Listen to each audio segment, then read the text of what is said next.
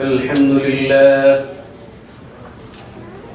لله نحمده ونستعينه ونستغفره ونؤمن به ونتوكل عليه ونعوذ بالله من شرور أنفسنا ومن سيئات أعمالنا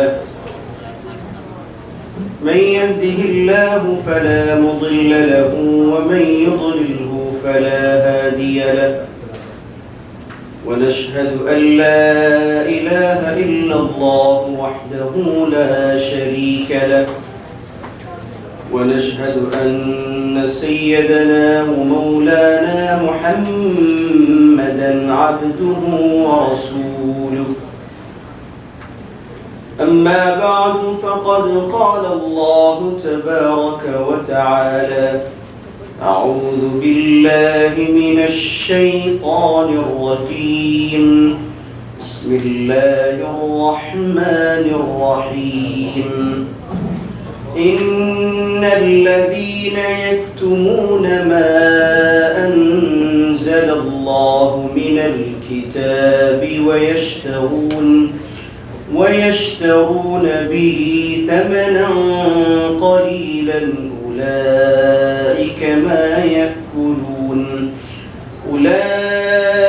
ما يأكلون في بطونهم إلا النار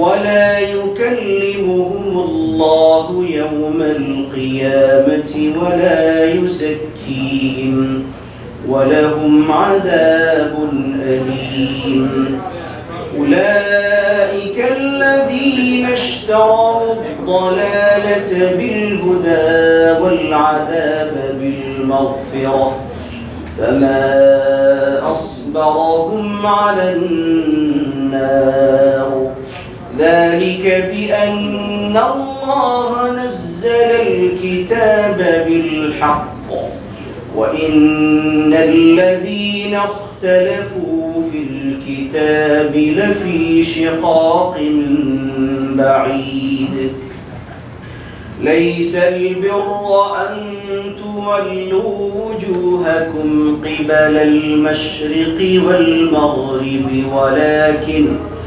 ولكن البر من آمن بالله واليوم الآخر والملائكة والكتاب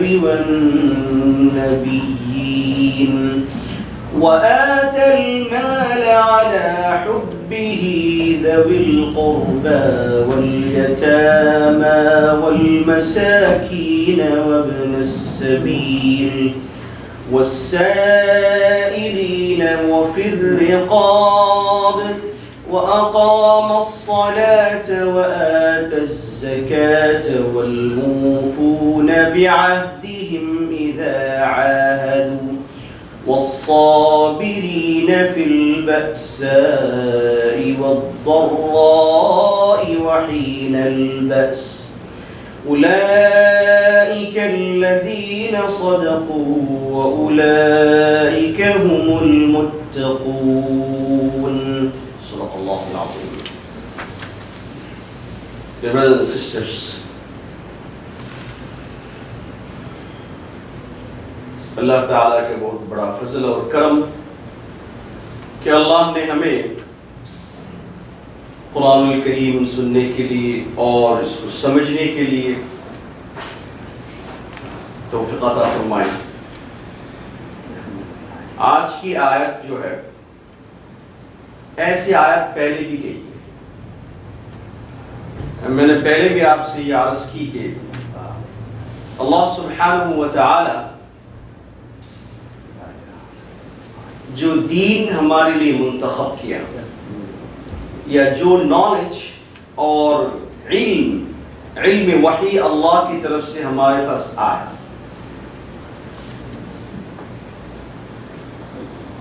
this knowledge is for everyone, either he is young or he is old, whether he is man or woman, Allah subhanahu wa ta'ala has given us this knowledge to spread to everyone.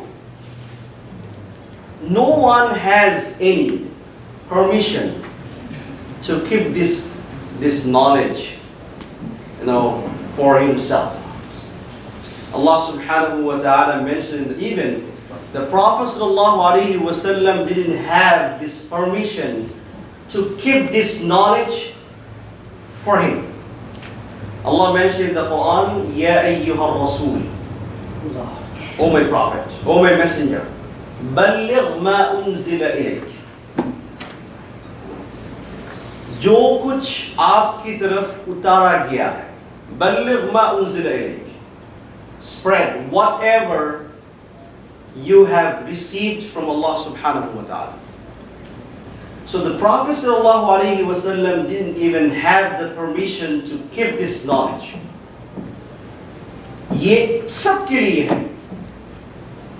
और अल्लाह ने फरमाया, فَإِن لَمْ تَفْعَلْ فَمَا بَلَّغْتَ رِسَالَتَهُ. अगर आपने किसी वजह से इस इल्म को छुपाया और आपने इस इल्म को सबके लिए आम नहीं किया और किसी वजह से ये इल्म किसी के पास पहुंचा नहीं है, फमा बल्लग़त रिसालत. अल्लाह ने फरमाया कि इसका मतलब ये है कि आपने अपनी रिस्पॉन्सिबिलिटी अदा नहीं की. बहुत बड़ी धमकी है कि ये सबके लिए है और ये बिल्कुल सबके लिए आम है, चाहे बड़े हैं, छोटे हैं, बच्चा है, जो है सबके लिए है. जिस आदमी ने इसको छुपाया, ये आया पहले भी है, मैंने आपको ये दोबारा याद आया था, ये मैंने वहां पे आपके सामने अर्ज की कि किस तरीके से लोग छुपाते हैं या कैसे छुपाएंगे तो अल्लाह की तरफ से पनिशमेंट है.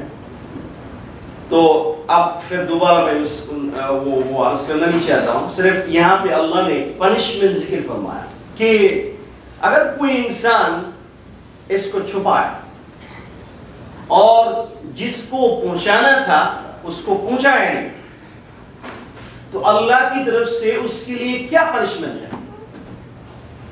अल्लाह ने फरमाया, इन्नल्लज़ीन यक्तुमून मा अंज़लल्लाहु मिनल किताब, बेशक जो लोग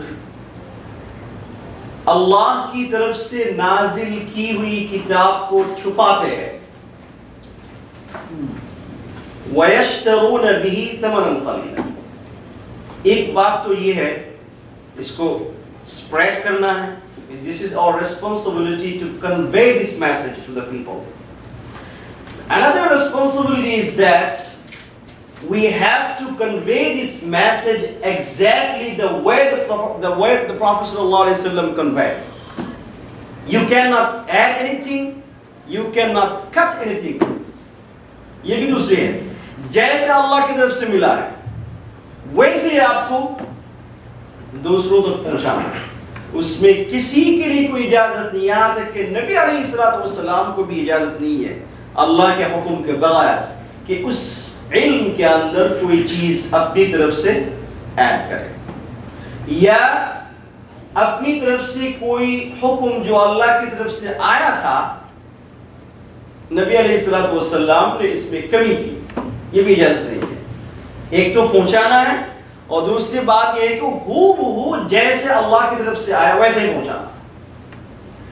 तो अल्लाह फरमाते हैं वयश्तरून बिही समनन कलीला, और जो लोग इस आयत को बेच देते हैं थोड़ी सी कीमत में. इसका मतलब क्या है, मैंने पहले बताया कि अब ज्यादा कीमत से बेच सकते हैं आप नहीं. मतलब ये है कि दुनिया, ये जो इल्म है, ये इसके बदले में अगर कोई इंसान बहुत पैसे भी ले लिया फिर भी वो थोड़ा है. तो जिसकी वजह से अल्लाह ये कहना चाहते हैं कि इस इल्म को आप बेच नहीं सकते. मतलब क्या, मतलब ये इसकी तफसीर भी पहले गई है कि यहूदियों के अंदर ये आदत थी कि ये लोग अल्लाह की तरफ से जो हुक्म आया करता था उसको पैसे लेके छुपा देते थे या पैसे लेके उसको ज्यादा कुछ कह देते थे. तो ये है मतलब ये कि अल्लाह का किसी हुक्म आपके पास आया और उसको आपने छुपा दिया. اور اس کے بدلے میں آپ نے لوگوں سے پیسے لیے. تو یہ عادت ان کے اندر تھی. تو اللہ نے فرمایا کہ یکتمون ویشترون بہ ثمنا قلیلا، جو لوگ قرآن الکریم کو بیچ دیتے ہیں، یعنی حکم جو اللہ کی طرف سے آیا تھا اس کو چھپا دیتے ہیں پیسے کے بدلے میں. اللہ فرماتے ہیں اولئک ما یأکلون فی بطونہم الا النار، یہ وہی لوگ ہیں جو کچھ نہیں بھرتے اپنے پیٹ میں مگر آگ. دوسری آیت میں اللہ تعالیٰ فرماتے ہیں یتیموں کے مال کے بارے میں، ان الذین یأکلون اموال الیتامی ظلما انما یأکلون فی بطونہم نارا. یتیم کا مال ہے اور بچہ ہے، اس کے اندر یہ صلاحیت نہیں ہے، اس کے اندر یہ قوت نہیں ہے کہ اس اپنے مال کی حفاظت کرے، اور اس سے وہ فائدہ اٹھا رہا ہے. ایک آدمی اس کا مال کھا رہا ہے. اللہ فرمائے تم یہ سمجھ رہے ہیں کہ تم اس مال جو ہے کھا کے تم اپنے آپ کو بچا لو گے، نہیں ہو سکتا، کیونکہ اس یتیم کا مال جو ہے اس کی ذمہ دار اللہ ہے. اور اللہ نے فرمایا یأکلون اموال الیتامی ظلما، کسی نے اگر یتیم کا مال ظلم کر کے کھایا، اللہ فرماتے ہیں کہ یہ دیکھنے میں تو لگ رہا ہے کہ یہ مال کھا رہا ہے، لیکن یأکلون فی بطونہم نار، یہ آدمی جو ہے اپنے پیٹ کے اندر جو ہے آگ کو بھر رہا ہے، جہنم کی آگ ہے. اس لیے بعض مفسرین کرام اس کا مطلب کیا ہے، انہوں نے لکھا کہ اس کا مطلب یہ ہے کہ یہ آگ ہی کھا رہا ہے. اور میدان محشر میں اللہ سبحانہ و تعالی دکھائیں گے، چونکہ اس دنیا میں دنیا جہنم نہیں ہے، دنیا جگہ ہے جو جہنم سے پہلے، قیامت سے پہلے، تو اس لیے یہ نظر نہیں آ رہا ہے، لیکن اصل میں یہ آدمی آگ ہی کھا رہا ہے. تو اللہ یہاں پہ بھی فرما رہا ہے کہ یأکلون فی بطونہم نارا، جو آدمی دین کو چھپا کر، علم کو چھپا کے پیسہ لے رہے ہیں اور اس نے جو ہے اس کو چھپایا، اللہ فرماتے ہیں یہ آدمی کے لیے بڑی مصیبت ہے. اللہ ہم سب کو بچائے اس سے کہ اللہ فرماتے ہیں یأکلون فی بطونہم نارا، اس آدمی کے اندر آگ ہے، پیٹ کے اندر آگ ہے. اللہ نے دوسرا جو عذاب فرما رہے بہت ہی خطرناک ہوئے کہ وَلَا يُكَلِّمُهُمُ اللَّهُ يَوْمَ الْقِيَامَةِ، قیامت کے میدان میں اللہ سبحانہ و تعالی اس آدمی سے بات نہیں کریں گے. ایک آدمی، جس آدمی نے ایسا کام کیا، یتیم کا کھانا مال کھایا یا علم کو چھپایا، اللہ فرماتے ہیں کہ قیامت کے میدان میں اللہ سبحانہ و تعالی اس آدمی سے بات نہیں کریں گے. دوسری ایک آیت میں ہے وَلَا يَنظُرُ إِلَيْهِمْ، کہ اللہ سبحانہ و تعالی اس آدمی کی طرف اپنی رحمت کی نظر سے نہیں دیکھیں گے.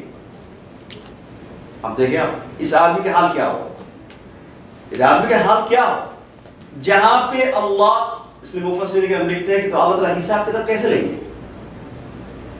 اللہ جب بات ہی نہیں کریں گے تو کیسے پوچھیں گے کہ آئے میرے بندہ تم نے یہ کیوں کیا اور وہ کیوں کیا. اس کے لیے تو باتیں کرنے کی ضرورت ہے نا. تو اللہ، مفسرین کرام لکھتے ہیں کہ اللہ اتنی ناراض ہوں گے اور اتنی غصے میں ہوں گے کہ اللہ کہیں گے فرشتوں کہ تم ان سے بات کرو. تو فرشتوں کے ذریعے اللہ اس سے بات نکالیں گے، سوال جواب کریں گے.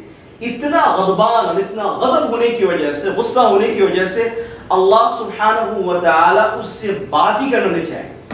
ایسا بات تو دنیا میں ہوتا ہے نا، آپ کا بیٹا کوئی آپ نے بہت اس کو منع کہ یہ کر نہ کرو، یہ نہ کرو، وہ نہ کرو، وہ کرتا رہا. تو ایک دفعہ ایسا کچھ کر کے بیٹھا تو آپ اپنی بیوی کو لے کے جو ہے کچھ کاؤنسلنگ کرنے کے لیے بیٹھے. آپ بھی ہے، آپ کی وائف بھی ہے، بیٹا بھی ساتھ میں ہے، تو آپ چپ چاپ بیٹھے ہیں، کچھ نہیں کہہ رہے. تو وائف میں تم کچھ تو بولو. مجھے اس سے بات ہی نہیں کرنی، جو بھی کرنا ہے تم کرو. میں اس سے بات کرنا نہیں چاہتا. وجہ کیا ہے کہ اتنا ناراض ہے وہ, اتنا غصہ اس کے اندر ہے کہ بات ہی کرنا نہیں چاہتے. تو مفسرین کرام لکھتے ہیں, اللہ فرماتے ہیں وَلَا يُكَلِّمُهُمُ اللَّهُ وَلَا يَنْظُرُ إِلَيْهِمْ. اللہ اتنے غصے میں ہوں گے, کہیں گے نہیں مجھے اس سے بات نہیں کرنا. آپ سمجھ لیں کہ جس آدمی کے ساتھ اللہ بات ہی نہیں کریں گے, جنت کی امید کیسے کر سکتے ہیں؟ جہاں پہ اللہ کی رحمت بغیر, اللہ کا رحم اور کرم بغیر آپ کے لیے جنت کی امید نہیں ہو سکتی, تو وہاں پہ آپ کیسے جنت میں جائیں گے؟ تو اللہ اس مطلب یہی ہے کہ یہ آدمی کے لیے جہنم ہے. وَلَا يُكَلِّمُهُمُ اللَّهُ يَوْمَ الْقِيَامَةِ وَلَا يُزَكِّيهِمْ. دوسری بات یہ ہے کہ اللہ سبحانہ و تعالی اس آدمی کو گناہوں سے پاک صاف نہیں کریں گے. مطلب کیا ہے کہ اللہ اس کو معاف نہیں کریں گے. جب اس کی معافی نہیں ہوگی تو اس لیے جو ہے نا بہت بڑی ذمہ داری ہے یہ میرے دین کی باتیں کر دینا, یہ تو بہت آسان ہے, لیکن دین کی باتیں کرنے سے پہلے آپ کو 100 دفعہ سوچنا چاہیے کہ میں جو باتیں کر رہا ہوں کیا یہ اصل میں دین کی بات ہے کچھ اور ہے. کہ جو قرآن اور حدیث کے مطابق نہیں ہوگا وہ دین کی بات نہیں ہے. تو اب اگر ایسی باتوں کو آپ یہ کہہ دیں گے کہ بھئی اللہ کی طرف سے یہ باتیں ہیں یا قرآن رسول کی طرف سے یہ باتیں ہیں, تو آپ جھوٹ بول رہے ہیں. اس لیے یہ پرابلم آپ کے لیے سامنے ہے. اس لیے صحابہ کرام کے اندر ابو ہریرہ کے بارے میں یہ آیا, کتنی احادیث ابو ہریرہ نے بیان فرمائی, لیکن بیان کرنے سے پہلے کہاں کرتے تھا, اگر نبی کی طرف سے یہ حکم نہیں ہوتا یا اللہ کی طرف سے یہ حکم نہیں ہوتا کہ تم اس کو اسپریڈ کرو, ورنہ میں ایک حرف بھی نہیں کہتا, کیونکہ مجھے ڈر لگتا ہے کہ خدا نخواستہ اگر کوئی غلطی ہو گئی تو میرا کیا حال ہوگا. تو اس لیے خوب ویسے اللہ کی جو باتیں ہیں لوگوں کے سامنے پیش کرتے رہے, بہت مشکل کام ہے. اس کے لیے اسٹڈی چاہیے, اس کے لیے جو ہے آپ کو نیند حرام کرنا پڑے گا, اس کے لیے آپ کو ہزاروں کتابیں پڑھنی پڑے گی, پھر اس کے بعد جو ہے آپ کہہ سکتے ہیں. جو ہے نا آپ لوگ سمجھتے ہیں کہ مولوی صاحب سوتے رہتے ہیں, کوئی کام ہی نہیں ہے, مولوی صاحب سوتے رہتے ہیں. نہیں, ایسے نہیں ہے. آپ کے سامنے یہ تفسیر پیش کرنے سے پہلے بہت سارے کتابیں میں دیکھتا ہوں پہلے, جن کا نام بھی آپ نہیں جانتے. دیکھ کر یہاں سے وہاں سے لے کے پھر آپ کے سامنے میں جو ہے بالکل سیدھی پیش کر دیتا ہوں, تو آپ کو لگتا ہے کہ بالکل ایزی ہے, لیکن اتنا ایزی نہیں ہے. تو اللہ فرماتے ہیں وَلَا يُزَكِّيهِمْ. ایک تو یہ ہے اللہ نے فرمایا کہ جہنم کی آگ, اور دوسری ہے کہ اللہ ان سے بات نہیں کریں گے, پھر اس کے بعد اللہ تعالیٰ ان کی طرف رحمت کی نظر سے نہیں دیکھیں گے. پھر فائنلی اللہ فرماتے ہیں وَلَهُمْ عَذَابٌ أَلِيمٌ. اور ان کے لیے اللہ کی طرف سے دردناک عذاب ہے. علیم کا مطلب یہ ہوتا ہے کہ بہت ہی پینفل عذاب, نارمل عذاب نہیں ہے. اس کا مطلب یہ ہو رہا ہے کہ ایک آدمی, نارمل آدمی, اس کو بھی عذاب مل رہا ہے, لیکن اس کو اور زیادہ ملے گا, کیونکہ یہ اللہ کی طرف سے جو ذمہ داری ان کو ملی تھی اس سے ادا نہیں کی. پھر اللہ فرماتے ہیں أولئك الذين اشتروا الضلالة بالهدى والعذاب بالمغفرة. اللہ فرماتے ہیں کہ یہ وہی لوگ ہیں جن لوگوں نے ہدایت کے بدلے میں گمراہی کو خرید لیا. ہدایت کے بدلے میں, یہ تو اللہ کی طرف سے قرآن شریف ہے, اللہ کی کتاب ہے. یہ کتاب جو پڑھتے ہیں, جو سنتے ہیں, سب کے لیے ہدایت ہے. اور یہ آدمی قرآن اور حدیث کی باتیں کر رہا ہے, قرآن اور حدیث کے علم اس کے پاس ہے, اس کے باوجود اللہ کہہ رہے ہیں کہ یہ گمراہی کو خرید رہا ہے. اس کے پاس کوئی نالج نہیں ہے, اس کو نالج نہیں کہتے. اس لیے یاد رکھنا, خدائی علم جو ہے یہ صرف نالج کا نام نہیں ہے کہ آپ کے پاس نالج کی شیطان کے پاس بھی ہے. اتنا بڑا عالم ہے وہ, اتنا بڑا عالم ہے, بہت بڑا عالم ہے, لیکن جس آدمی کے اندر, اس لیے بعض علماء یہ لکھتے ہیں کہ اس علم کو علم نہیں کہتے جس کے اندر عمل نہیں ہے.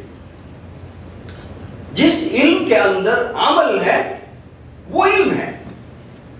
اس میں بعض لوگ کہتے ہیں what is علم, what is knowledge, what is علم وحی. بعض لوگ کہتے ہیں کہ العلم نور من الہی, اور علم is the light from Allah. تو اس لیے یہ علم صرف علم نہیں ہے کہ جس طریقہ سے آپ انگلش کا آپ کے پاس علم ہے, انجینئرنگ علم آپ کے پاس ہے, یا کچھ اور علم آپ کے پاس ہے جس کو ہم علم کہتے ہیں, ویسے آپ کہہ دیں کہ اس کے پاس علم, اس کو اس علم نہیں کہتے. ایسے یہودیوں کے پاس بہت علم ہے قرآن و حدیث کے بارے میں.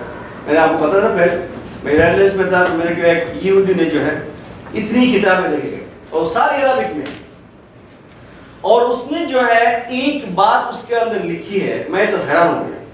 دیکھیے کہ اس کے پاس کتنے علم ہے.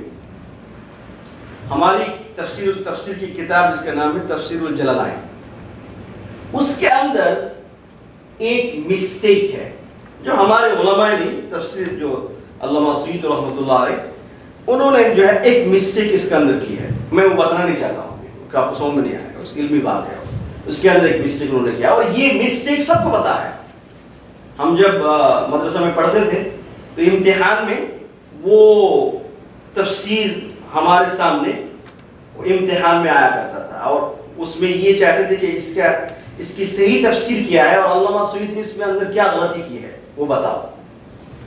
تو اس کتاب کے اندر, اس کتاب نے, وہ کتاب جو ہے یہودی کی کتاب ہے, اور اس کے اندر اس نے وہ آیات لا کے یہ کہہ رہے کہ تمہاری تفسیر کے اندر ہی تو یہ بات ہے کہ تمہاری جو قرآن الکریم ہے وہ غلط ہے. ایسا ایک بات سمجھانے کی اس نے کوشش کی ہے. میں کہنا چاہتا تھا کہ اس میں بہت علم ہے ان کے پاس, لیکن اس کو علم نہیں کہتے. علم تو کہتے ہیں اس کو جس کے اندر عمل ہے.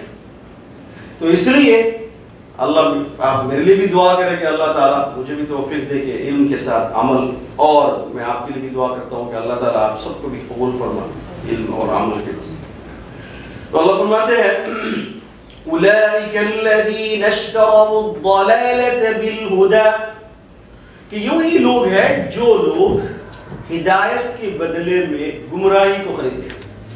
اچھا آپ فلاں والعذاب بالمغفرہ, جس قرآن کریم آپ کو اور مجھے مغفرت دینے کے لیے آئے, کہ اس کتاب جو پڑھتا ہے, جو سنتا ہے, سب کے لیے اللہ کی طرف سے مغفرت ہے. اللہ فرماتے ہیں اس آدمی کے لیے یہ مغفرت نہیں ہے, اس کتاب, یہ اللہ کا قرآن, اللہ کی کتاب یہ قرآن, اس کے لیے عذاب بن گئی ہے, اور اس نے جو ہے مغفرت کے بدلے میں عذاب کو خرید لیا. پھر اللہ فرماتے ہیں فما اصبرهم علی النار, اللہ یہ کہتے ہیں کہ یہ آدمی جہنم کی آگ پر کتنے صبر کرنے والا ہے. یعنی اللہ یہ کہنا چاہتے ہیں کہ یہ آدمی کی ہمت دیکھو, اس کو شاباش دو کہ اتنی بڑی آگ, اتنا بڑا عذاب, اور اس کو یہ برداشت کر لیں گے, اس کے اندر اتنی بڑی ہمت ہے. اللہ یہ فرمانا چاہتے ہیں کہ دیکھو یہ اس کا جو ہے نا, اللہ ہی معلوم اس کے اندر کتنی ہمت ہے کہ اس آدمی کیسے جہنم کی آگ برداشت کرے گا. پھر اللہ فرماتے ہیں ذَلِكَ بِأَنَّ اللَّهَ نَزَّلَ الْكِتَابَ بِالْحَقِّ وَإِنَّ الَّذِينَ اخْتَلَفُوا فِي الْكِتَابِ لَفِي شِقَاقٍ بَعِيدٍ. اللہ فرماتے ہیں کہ یہ عذاب اس کو کیوں ملے گا, اس لیے کہ ذَلِكَ بِأَنَّ اللَّهَ نَزَّلَ الْكِتَابَ بِالْحَقِّ, اللہ سبحانہ و تعالی نے کتاب کو جو ہے بالکل سچ نازل فرمائی. وَإِنَّ الَّذِينَ اخْتَلَفُوا فِي الْكِتَابِ لَفِي شِقَاقٍ بَعِيدٍ, اور یہ لوگ اس کتاب کے اندر اختلاف کیا, ہزاروں قسم کی بات اس نے کی ہے. لفی شقاق بعید, شقاق مطلب یہ خلاف, یعنی یہ خلاف, ایسے اختلاف میں لگ گئی, وہ ایسے باتیں کرنا شروع کی اس نے کہ جس کی وجہ سے وہ حق سے بالکل دور ہو گئے اور کہیں جا کے وہ پھنس گئے. تو اللہ فرماتے ہیں کہ یہ اس اختلاف کی وجہ سے، اس پرابلم کی وجہ سے اللہ سبحانہ و تعالی ان لوگوں کو اس قسم کے عذاب دیں گے۔ جس مطلب یہ ہے کہ یہ لوگ جو ہے جب محمد صلی اللہ علیہ وسلم کے بارے میں کتاب کے اندر تفصیل کے ساتھ تورات اور زبور کے اندر محمد صلی اللہ علیہ وسلم کے بارے میں بالکل صاف بات آئی، اس کے باوجود ان لوگوں نے کبھی یہ کہا کبھی وہ کہا، ہزاروں قسم کی باتیں کی ہے، تو اللہ فرماتے ہیں جس کی وجہ سے یہ بالکل گمراہ ہو گئے اور دین سے بہت دور ہو گئے ہیں، اور اللہ سبحانہ و تعالی اس کی وجہ سے ان کو ایسے عذاب دیں گے۔ یہاں پہ اب دوسری جو آیت یہاں پہ شروع ہوئی ہے، گویا کہ سورۃ البقرہ کی پہلا حصہ ختم ہو گیا، اب یہ دوسرا حصہ شروع ہوا اس آیت سے، لیس البر ان تولوا وجوہکم۔ آپ کو معلوم ہے کہ سورۃ البقرہ کے شروع میں اللہ نے اس کتاب کے بارے میں پہلے کہا کہ اس میں کوئی شک نہیں ہے، پھر اس کے بعد جو نیکار لوگ ہیں ان کے بارے میں بات آئی، پھر اس کے بعد جو کافر ہے، پھر اس کے بعد جو منافق ہے بات ہے۔ یوزلی سورۃ البقرہ کی جو پہلا حصہ ہے اس میں اللہ نے کفار کو خطاب کیا، کفار سے خطاب کیا، لیکن اب اس آیت سے اللہ سبحانہ و تعالی خاص کر کے مسلمانوں سے خطاب فرما رہا ہے، اور اس کے اندر جو ہے ایک آیت لیس البر ان تولوا وجوہکم قبل المشرق والمغرب والبر ولکن البر، اس آیت اتنی عظیم الشان آیت ہے کہ گویا کہ اس آیت کے اندر پورا دین کا خلاصہ ہے، پورا دین اس کے اندر ہے۔ دین کیا ہے؟ ایک نمبر ہے عقائد، بلیف، آپ کا عقیدہ صحیح ہونا چاہیے، ایمان صحیح ہونا چاہیے۔ پھر دوسرا حصہ عبادت، آپ کی عبادت صحیح ہونی چاہیے، عبادت اللہ کی ہونی چاہیے۔ پھر اس کے بعد اخلاق، یہ تین چیزوں کا نام ہے دین۔ تو اللہ سبحانہ و تعالی نے اس آیت کے اندر یہ تین چیزیں بیان کی۔ پھر اس کے بعد یہاں سے لے کر سورۃ البقرہ کے اخیر تک یہ ان تینوں چیزوں کو اللہ نے تفصیل سے بیان فرمایا۔ اس کے اندر مثال کے طور پر اخلاق کے اندر جو ہے اس معاملہ ہے، معاشرہ ہے، پھر اس کے بعد جو ہے شادی بیاہ کیسے ہوں گے، بچے ہوں گے، بچے کی تربیت کیسے ہوگی، پھر اس کے بعد آپ نے شادی کی، طلاق کا مسئلہ آ گیا، طلاق کیسے دیں گے، کس طریقے سے دیں گے، یہ ساری مسائل آپ سامنے آئیں گے۔ اس لیے یہ حصہ آپ کے لیے سننا بہت ضروری ہے، خاص کر کے ازدواجی زندگی آپ کی کیسے ہوگی، اس آیت سے لے کر سورۃ البقرہ کے اخیر تک۔ پھر اس کے بعد سود کا مسئلہ آئے گا کہ سود کس لیے حرام ہے، پھر اس کے بعد جب آپ معاملہ کریں گے کسی کے ساتھ کس طریقہ سے کریں گے، بزنس کیسے کریں گے، تو ساری چیزیں یہاں پہ آپ کے سامنے آئیں گی۔ تو سب سے پہلے اللہ تعالیٰ فرماتے ہیں لیس البر ان تولوا وجوہکم قبل المشرق والمغرب ولكن البر من آمن بالله واليوم الآخر والملائكة والكتاب والنبيين۔ اس آیت کے اندر اللہ فرماتے ہیں کہ نیکی کسے کہتے ہیں، اچھا کام یا گڈ ڈیڈ کسے کہتے ہیں۔ آپ کو معلوم ہے پہلے بھی بات گئی ہے کہ ایک بات کفار کے سامنے اور یہود اور نصارہ لوگوں کے سامنے یہ بات بہت بڑی بات تھی کہ نبی علیہ الصلوۃ والسلام جب یہ بات کہہ دی کہ قبلہ جو ہے اب سے ہمارا ہوگا بیت اللہ، کعبہ، جو قبلہ ہمارا پہلے تھا بیت المقدس چینج کر دیا، تو اس وقت لوگوں کے لیے بہت بڑا مسئلہ ہو گیا تھا کہ ایک ایسا دین ہے جس دین کے اندر کبھی قبلہ، ایک قبلہ آج ہے کل دوسرا قبلہ ہے، ایسا دین نہیں ہو سکتا۔ اور ان لوگوں نے اس چیز کو بہت ہی بڑی چیز لی، انہوں نے کہا کہ یہ کیسا دین ہے، قبلہ تو ایک ہونا چاہیے۔ گویا کہ یہ کہنا چاہ رہے تھے کہ قبلہ چینج ہونا نہیں چاہیے تھا۔ تو اللہ میں یہاں پہ یہ کہنا چاہتے ہیں جیسے ہمارے اندر بھی یہ چیز ہوتی ہے کہ ہم بعض رسومات کو، رسوم کو ہم ایسے لے لیتے ہیں کہ جیسے کہ یہی عبادت ہے، اور جو ہمارے لیے امپورٹنٹ ہے اس کو ہم امپورٹنٹ نہیں سمجھتے۔ جیسے کہ ان لوگوں نے قبلہ کی کیا بات ہو گئی، اللہ میں یہ کہنا چاہتے ہیں کہ قبلہ اصل کوئی مسئلہ نہیں ہے، مسئلہ یہ ہے اللہ یہ دیکھنا چاہتے ہیں کہ تم اللہ کی اطاعت کرتے ہو نہیں. یہ ہے اصل مسئلہ. اللہ کی طرف سے اگر کوئی حکم آ گیا اس حکم کے سامنے تم نے سر جھکا دیا کہ یہ اللہ میاں کا دیکھنا مقصد ہے. تو اس لیے اگر اللہ کی طرف سے حکم پہلے یہ تھا کہ بیت المقدس کی طرف رخ کر کے نماز پڑھو، یہ اطاعت تھی. اب پھر دوبارہ یہ حکم آ گیا کہ مسجد حرام کی طرف رخ کر کے نماز پڑھو. اب اگر اس طرف رخ کر نماز پڑھو گے تمہاری اطاعت ہے، یہ عبادت ہے، یہ اصل بات ہے. لیکن تم یہ چھوٹی سی بات لے کے کیوں بیٹھ گئے ہو کہ ہاں ایسا کیوں ہو گیا، ایسا کیوں ہو گیا. ہمارے اندر بھی ایسے ہے. جیسے 5 وقت کی نماز پڑھنا کتنی بڑی عبادت ہے، اور مسجد میں آ کے نماز پڑھنا کتنی بڑی عبادت ہے. شراب سے بچنا یہ کتنا بڑا کام ہے. یہ شراب پینا حرام ہے. اب ایک آدمی پورا سال کبھی مسجد میں نہیں آیا، کبھی مسجد میں نہیں آیا، اتنا امپورٹنٹ اس کے لیے ہے. شب معراج آ گیا، شب معراج نبی علیہ الصلوۃ والسلام معراج میں گئے تھے. اس آدمی کبھی مسجد میں نہیں آیا، آپ اس دن مسجد میں آ گئے ہو. جہاں پہ کوئی امپورٹنس نہیں ہے کہ تم مسجد میں آ کے نماز پڑھو معراج کی رات میں، کوئی اہمیت نہیں ہے. اگر ٹھیک ہے آپ آ گئے، لیکن اس سے زیادہ امپورٹنٹ نہیں ہے کہ آپ دوسرے دنوں میں عشاء کی نماز، مغرب کی نماز، عصر کی نماز آپ جماعت کے ساتھ پڑھیں. یہ امپورٹنٹ نہیں تھی آپ کے لیے. اب دیکھیں ایگزیکٹلی وہی عادت ہے.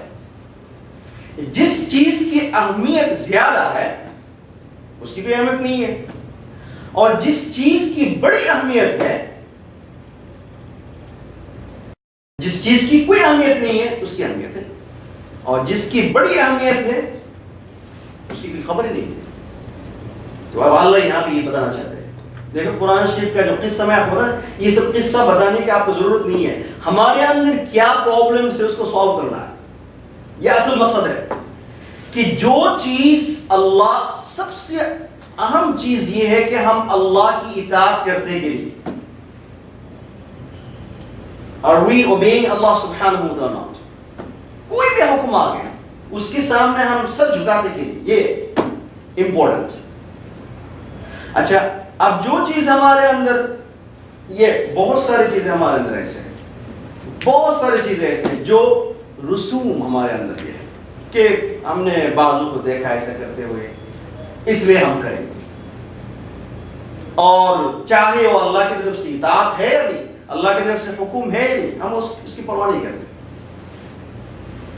اس لیے میں جمعہ میں بھی کہا تھا نا کہ معراج کی رات میں اللہ کے رسول گئے تھے. اب نبی علیہ الصلوۃ والسلام معراج کی رات میں میرے لیے اور آپ کے لیے کیا لے کے آئے ہیں وہ تو امپورٹنٹ ہے نا.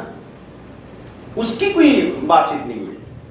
نماز میں کوئی اہمیت نہیں ہے. نماز پڑھنے کے لیے آپ کہیں گے کہ ہم پڑھتے ہیں، مسجد کے لیے بات کریں گے تو پڑھتے ہیں، ہم تو کرتے ہیں. لیکن جو اتنا امپورٹنٹ ہے، جیسے معراج کی رات ختم ہو گئی، شب برات ختم ہو گئی، ماشاء اللہ، اب پھر نیکسٹ ایئر اس کو آپ کبھی نہیں دیکھیں گے. یہ علامت ہے یہودیت کی، یہ علامت ہے نصرانیت کی. یہ بات میں تھوڑا سا اس لیے اور بھی کہنا چاہتا ہوں تاکہ ہماری اصلاح ہو جائے. یہ کرسچن لوگ اور یہودی لوگ برباد کیوں ہو گئے؟ ان کی زندگی میں صرف عبادت ہے ویکینڈ میں، سیٹرڈے اور سنڈے، جو بھی کہے سنڈے کا، کیونکہ یہ دین کو سمجھا کوئی، یعنی ایک دفعہ ہم کچھ کر لیں گے بس مسئلہ ہوتا ہے. اسلام یہ نہیں سکھاتے. اسلام تو یہ چاہتے ہیں کہ ہماری پوری زندگی میں عبادت رہے. اس کا نام اسلام، مسلم اسلام اس کا نام ہے کہ ہماری پوری زندگی میں اسلام ہوگا، ہماری پوری زندگی عبادت ہوگی. یہ ہے اسلام. اور جو ہے نا سال میں ایک دفعہ کچھ کر لینا، ہفتے میں ایک دفعہ کچھ ہو جانا، یہ سارے سب یہودیت اور نصرانیت کی علامت ہے۔ اللہ نے قرآن شریف میں تفصیل کے ساتھ اس لیے بیان فرمایا، کہتے ہیں کیا تاکہ ہمارے اندر سے یہ اس کو کیا کہتے ہیں انگلش میں، میں بھول گیا، کہ کچھ محفل بنا لیں گے، کچھ مجلسیں بنا لیں گے، ہفتے میں ایک دن، مہینے میں ایک دن، کچھ دن کر لیں گے، بس ختم، بس یہاں تک دین ہے۔ نہ ہماری زندگی میں کوئی دین ہے، نہ ہماری معاملات میں ہمارے دین ہے، نہ ہماری مسجدوں کے اندر دین ہے، نہ ہماری اس ازدواجی زندگی میں دین ہے، نہ ہمارے گھروں کے اندر دین ہے۔ اسلام اس کا نام ہے۔ اسلام کہتے ہیں کہ تم اللہ کی اطاعت ہر کام میں کرتے بولے، یہ چھوٹی چھوٹی چیزیں لے کے تم بیٹھنا نہیں، تو پھر تم کبھی اسلام پر عمل نہیں کر سکو۔ اللہ یہ فرماتے ہیں کہ لَيْسَ الْبِرَّ أَن تُوَلُّوا وُجُوهَكُمْ قِبَلَ الْمَشْرِقِ وَالْمَغْرِبِ، کہ نیکی کا کام یہ نہیں ہے کہ تمہاری جو ہے منہ کو مشرق کی طرف رخ کیا یا مغرب کی طرف رخ کیا، اس کا نام نیکی نہیں ہے۔ یہ تو مشرق اور مغرب اللہ کی مخلوق ہے، اس کی طرف توجہ دینا، اس کی طرف رخ کرنا، یہ تھوڑا ہی کوئی نیکی ہے؟ اللہ فرماتے ہیں وَلَكِنَّ الْبِرَّ مَنْ آمَنَ بِاللَّهِ، نیکی یہ ہے کہ تم اللہ کی اطاعت کرتے ہوئے، تمہارا ایمان اللہ پر ہے کہ نہیں؟ مطلب کیا ہے؟ مطلب یہ ہے کہ اللہ کی طرف سے جب کوئی حکم آتا ہے تو اس حکم کو تم لیتے بھی نہیں، یہ اللہ کو دیکھنا چاہتا ہے۔ اللہ میں یہ چاہتا ہے من آمن باللہ، سب سے بڑی اطاعت، سب سے بڑی نیکی کا کام ہے اللہ کے اوپر ایمان لانا۔ مطلب کیا ہے؟ ہم تو بولتے رہتے ہیں کہ ایمان لانا ہے۔ ایمان لانے کا مطلب یہ ہے کہ اللہ کی جو بھی اللہ کی طرف سے آئے گا ہم اس کو مان لیں، اس کا نام ہے ایمان۔ ایمان کسے کہتے ہیں وہ بھی ہم نے پہلے الذین یؤمنون بالغیب ویقیمون الصلاۃ سورۃ البقرہ کے شروع میں آپ کے سامنے بتایا کہ کسی کے اوپر بہت زیادہ عظمت ہونے کی وجہ سے، محبت ہونے کی وجہ سے اس کی ہر بات کو مان لینا، اس کا نام ہے ایمان۔ تو اللہ یہ کہتے ہیں کہ وَلَكِنَّ الْبِرَّ مَنْ آمَنَ بِاللَّهِ، سب سے بڑی نیکی کا کام یہ ہے کہ اللہ کے اوپر ایمان لانا، وَالْيَوْمِ الْآخِرِ، اور اسی طریقہ سے آخرت کو ماننا، وَالْمَلَائِكَةِ، فرشتوں پر ایمان لانا، وَالْكِتَابِ، کتاب پر ایمان لانا، وَالنَّبِيِّينَ، نبیوں پر ایمان لانا۔ پھر اللہ فرماتے ہیں، یہ یہاں تک گئی ایمانیات کے بارے میں۔ پھر اللہ فرماتے ہیں وَآتَى الْمَالَ عَلَى حُبِّهِ ذَوِي الْقُرْبَى، اور اب یہ اللہ فرما رہا ہے کہ دین ہے، ایک تو ایمان کا نام ہے جہاں سامنے گیا، اب دوسری بات یہ اللہ فرما رہا ہے کہ عبادت کا نام دین ہے، عبادت۔ اللہ فرماتے ہیں سب سے پہلا یہ بیان فرمایا وَآتَى الْمَالَ عَلَى حُبِّهِ، اور نیکی کا کام یہ ہے کہ تم اپنا مال کی محبت ہونے کے باوجود وہ خرچ کرتے ہیں۔ خرچ کرنا، یہاں پہ ایک بات آپ کو میں عرض کر دیتا ہوں، اللہ فرماتے ہیں وَآتَى الْمَالَ، مال اور دولت کو اللہ کے راستے میں دے دینا، عَلَى حُبِّهِ، حبی کا مطلب یہ ہوتا ہے عَلَى حُبِّ اللَّهِ، ایک تو یہ ہو سکتا ہے اللہ کی محبت ہونے کی وجہ سے اپنا مال اللہ کے راستے میں خرچ کر دیتے ہیں۔ دوسرا یہ ہو سکتا ہے کہ عَلَى حُبِّ الْمَالِ، کہ ایک آدمی کے اندر مال کی بڑی محبت ہے، اور مال کی محبت دل کے اندر ہونا یہ انسانی فطرت ہے، انسان کے دل کے اندر مال کی محبت ہونا یہ نارمل ہے۔ اللہ فرماتے ہیں وَآتَى الْمَالَ عَلَى حُبِّهِ، مال کی محبت دل کے اندر ہونے کے باوجود وہ مال خرچ کرتا ہے، کس کے اوپر؟ اس لیے حدیث میں آیا، ایک حدیث میں فرماتے ہیں قرآن شریف کی آیت بھی لَن تَنَالُوا الْبِرَّ حَتَّى تُنْفِقُوا مِمَّا تُحِبُّونَ، کہ کون سی صدقہ اللہ کو بہت زیادہ پسند ہے؟ نبی نے فرمایا کہ صحیح شحیح، کہ آدمی اس حالت میں اللہ کے راستے میں خرچ کرتا ہے کہ وہ بہت ہی صحیح ہیلدی ہے. اس وقت ہم تو خرچ کرتے جب ہم بیمار ہو جاتے تو اس وقت بالکل صحیح ہے، وہ ہیلدی ہے، اس کے باوجود اللہ کے راستے میں خرچ کر رہا ہے. شحیح، اس کے اندر بخل ہے، دل نہیں چاہتا کہ بس مال خرچ کرے اللہ کے راستے میں، لیکن اس کے باوجود وہ اللہ کے راستے میں خرچ کرتا ہے. ایک حدیث میں آیا کہ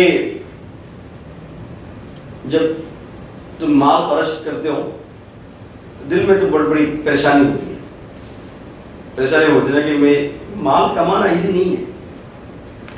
ایک دنیا دار کو آپ پوچھ کے دیکھیں، مال و دولت کمانا بہت مشکل ہوتا ہے، اتنا ایزی نہیں ہے. اس لیے اس مال کو اللہ کے راستے میں دینا اتنا ایزی نہیں ہے، بہت مشکل ہوتا ہے. اس لیے اللہ فرمایا کہ حبہ، محبت تمہارے دل کے اندر ہے لیکن اس کو قربانی کر دو، اس کو سیکریفائس کر دو. اس لیے وہ سورۃ الدہر میں اللہ فرماتے ہیں نا کہ مسکین و یتیم و اسیرا، کہ لوگ جنتی لوگ کون ہیں؟ کہ وہ لوگ ہیں جو اپنا مال جو ہے یتیموں کے لیے خرچ کرتے ہیں، لوگوں کو کھلانے کے لیے خرچ کرتے ہیں، والمساکین، مساکین کے لیے خرچ کرتے ہیں. دیکھنا 2 رکعت نماز پڑھنا بہت ایزی ہے. اگر آپ کو میں کہوں کہ بھائی آپ جو ہے 20 رکعت نماز ہے آپ پڑھ لیں، یہاں پہ کتنی ٹائم لگے گا؟ پڑھ لیں گے.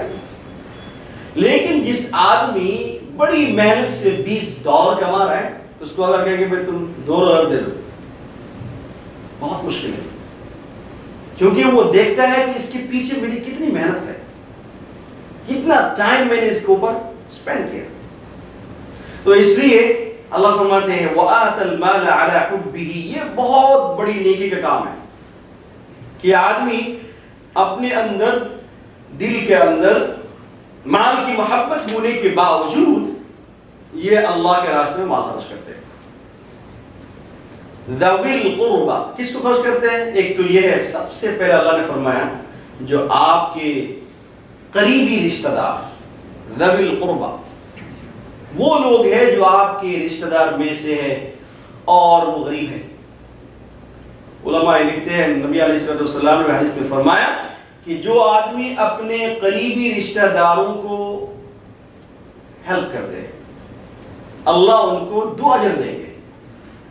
ایک تو اجر دیں گے کہ صدقہ کرنے کے لیے، اور دوسرا اجر یہ ہے صلہ رحمی، کہ اس نے اپنی جو ہے نا رشتہ داروں کو ہیلپ کیا تاکہ یہ رشتہ قائم رہے. تو اللہ تعالیٰ اس کی وجہ سے بھی اس کو اجر دیں گے. تو اس لیے اللہ فرماتے ہیں ذوی القربہ، سب سے پہلے اللہ ذوی القربہ کا قریبی رشتہ دار کا ذکر فرمایا. یہ نہیں کہا کہ یتامى والمساکین، نو، سب سے پہلے ذوی القربہ. تو اس لیے جو ہے نا جب بھی آپ صدقہ خیرات کریں پہلے آپ دیکھیں اپنے رشتہ دار میں سے کوئی ایسے ہے کہ نہیں. یہ بات بھی آپ کو یاد رکھنا.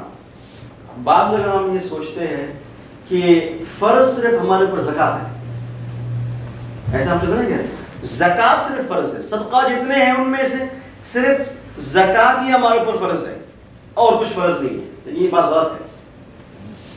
زکوٰۃ کے لیے تو آپ کے اوپر فرض ہے ہی. آپ اگر مالدار ہے اور صاحب نصاب ہے تو آپ کے لیے ضروری ہے کہ سال کے آخر میں آپ اتنا مقدار پیسہ آپ دے دیں. لیکن علماء لکھتے ہیں کہ بعض دفعہ نفل صدقہ بھی فرض ہو جاتا ہے.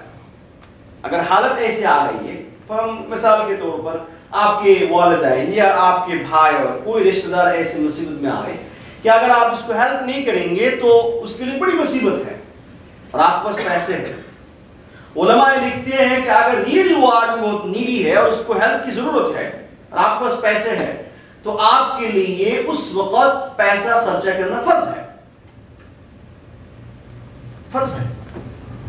اسی طریقے سے کوئی مدرسہ ہو رہا ہے، مسجد بن رہی ہے، اور آپ کو معلوم یہ ہے کہ یہاں پہ واقعی مسجد کی ضرورت ہے اور یہ مسلمانوں کے لیے بہت ضرورت ہے. یا مدرسہ ہے, اسکول ہے, مسلمانوں کے لیے ضروری ہے, بچوں کے لیے ضروری ہے. آپ کے لیے اس وقت اگرچہ آپ نے زکات ادا کر دی, فرض ادا ہو گیا, لیکن اس ضرورت کی وجہ سے آپ کے اوپر نفل صدقہ بھی اس وقت فرض ہو جائے گا, کرنا پڑے گا. کیونکہ نبی علیہ السلام کو اس وقت صحابہ کرام پوچھتے تھے کہ ہم کیا خرچ کریں گے, تو اللہ نے دوسری آیت میں فرمایا قل العفو یسألونک ماذا ينفقون. لوگ آپ کو پوچھتے ہیں کہ اللہ کے رسول ہم کیا خرچ کریں گے, اللہ فرماتے ہیں قل العفو, او محمد صلی اللہ علیہ وسلم کہہ دیجئے کہ جو آپ کی ضرورت سے اوپر ہے سب کچھ اللہ کے راستے میں خرچ کریں. تو اس میں کیا مطلب ہے؟ مطلب علماء لکھتے ہیں اگر واقعی آپ کے پاس پیسے ہیں اور کسی جگہ پہ ضرورت ہے, چاہے وہ کوئی آدمی ہے, کوئی مسلمان ہے, کچھ ہے, یا کوئی مدرسہ بن رہا ہے, یا کوئی مسجد بن رہی ہے, جو بھی ضرورت ہو, یا آپ اپنے رشتہ دار میں سے کوئی ایسے جو بہت غریب ہے اس کو بڑی ضرورت ہے, آپ کو معلوم ہے کہ یہ آدمی پیسے لینے کے بعد آپ کا پیسہ جو ہے ضائع نہیں کرے گا, بلکہ وہ ضرورت کی وجہ سے آپ سے مانگ رہا ہے اور آپ نے بھی دیکھا کہ ہے واقعی ضرورت مند ہے, اس وقت آپ کے پاس اگر پیسے ہیں تو اس ضرورت کو پورا کرنے کے لیے آپ کے اوپر فرض ہے کہ آپ کو پیسہ دیں. اس لیے ہم یہ نہ سمجھے کہ بس زکوٰۃ ہم کیا کریں گے, ایک دفعہ ادا کر دیں گے مسئلہ ختم, نہیں, اور باقی ہم بینک میں رکھ دیں گے, ایسا نہیں ہو سکتا.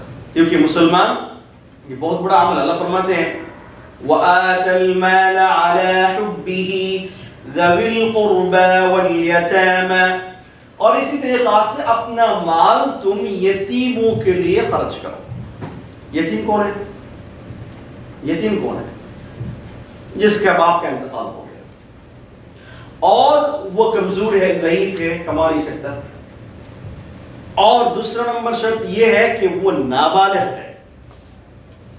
اور کوئی آدمی جس کا باپ کا انتقال ہو گیا, اب اس کو آپ یتیم کہہ دیں گے تو آپ لوگ سارے یتیم ہیں, جتنے ہمارے بوڑھے چاچا یہاں پہ ہیں داڑھی میں سب یتیم ہیں, تو سب کو ہمیں ہیلپ کرنا چاہیے. ایسے نہیں ہے. یتیم کہتے ہیں کہ جو نابالغ ہے اور اس کا باپ کا انتقال ہو گیا اور وہ کمزور ہے, اس کے پاس کوئی پیسہ نہیں ہے, کمائی کرنے کا کوئی راستہ نہیں ہے, تو اس آدمی کو, اس نابالغ یتیم کو پیسہ دینا, مال خرچ کرنا, یہ بہت بڑی بر ہے, نیکی کا کام ہے.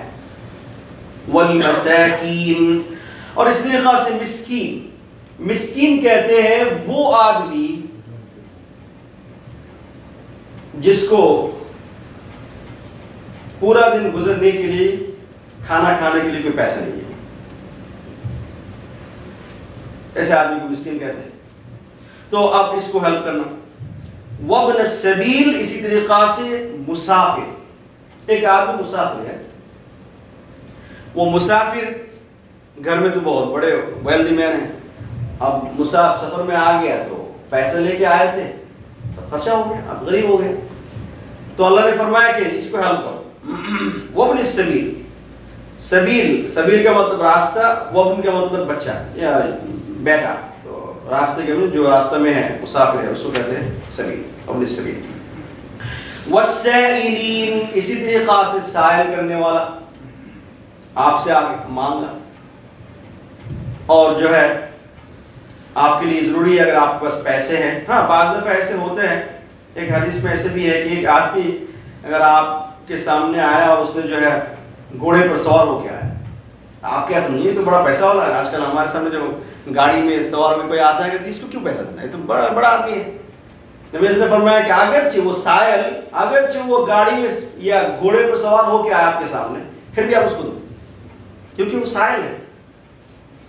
اچھا بعض دفعہ ایسا ہوتا ہے کہ آپ دیکھتے ہیں کہ آپ کا پیسے لے کے آپ کے سامنے جو ہے وہ جا کے شراب پیے گا, تو الگ بات ہے, ویسے نہیں ہیلپ کرنا چاہیے. لیکن اگر آپ کو معلوم ہے کہ یعنی واقعی یہ ضرورت مند ہے تو آپ کو دینا چاہیے. وفر الرقاب, اسی طریقہ سے اللہ تعالیٰ فرماتے ہیں کہ غلاموں کو آزاد کرنے کے لیے آپ اپنا پیسہ استعمال کرو. وَأَقَامَ الصَّلَاةَ وَآتَ الزَّكَاةَ. پھر اللہ فرماتے ہیں نیکی تو اس میں ہے کہ تم نماز قائم کرو. دیکھیں مجھے بتا رہا ہوں معراج کے بارے میں. معراج کی رات میں رات گزارنا مسجد میں یہ رسوم ہے. اس میں کوئی دینی کوئی حیثیت نہیں اس کے اندر. جس طریقے سے مسجد کے اندر آ کے آپ اعتکاف کر سکتے ہیں کسی بھی نائٹ میں, بہت بڑی فضیلت ہے, مسجد ہے. دن میں آپ اعتکاف کریں, رات میں اعتکاف کریں, وہ بھی ایسے ہی ہے. لیکن اللہ فرماتے ہیں کہ تم اس رسوم کو کیا نیکی نہ سمجھو, بلکہ یہ سمجھو کہ تم یہ دیکھو تمہاری زندگی میں نماز ہے کہ نہیں. وَأَقَامَ الصَّلَاةَ, نماز قائم کرو. وَآتَ الزَّكَاةَ, اسی طریقہ سے زکوٰۃ ادا کرو. دیکھیں یہ ساری چیزیں وہاں پہ نفل صدقات کے بارے میں اللہ نے فرمایا, پھر آخر میں آ کے فرمایا وَآتَ الزَّكَاةَ, زکوٰۃ ادا کرو. مطلب کیا؟ مطلب یہ ہے کہ بعض دفعہ ایسے ہوتے ہیں زکوٰۃ تو یہ امپورٹنٹ ہے, آپ کو کرنا ہی پڑے گا, لیکن اس کے باوجود اگر آپ کے پاس پیسے ہیں اور ضرورت مند آپ کے سامنے آ گئے, کوئی ضرورت سامنے آ گئی, تو اس وقت آپ کے لیے اپنا نفل صدقہ بھی ضروری ہے.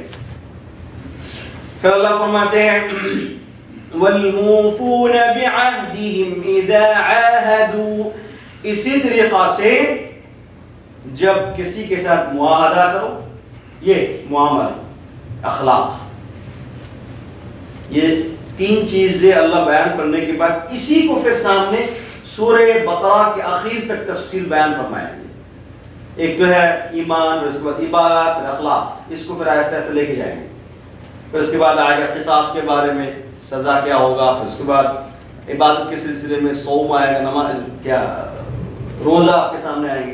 تو یہ ایسا ایسا اللہ بیان فرمائیں گے بالکل سورہ بقرہ کے آخر تک. تو اب یہاں فرماتے ہیں اذا عاہد, جب تم کسی کے ساتھ معاہدہ کرو, ایگریمنٹ تمہاری ہو گئی, تو اس کو پورا کرو. ہم لوگ صرف سمجھتے ہیں نماز پڑھنا عبادت ہے.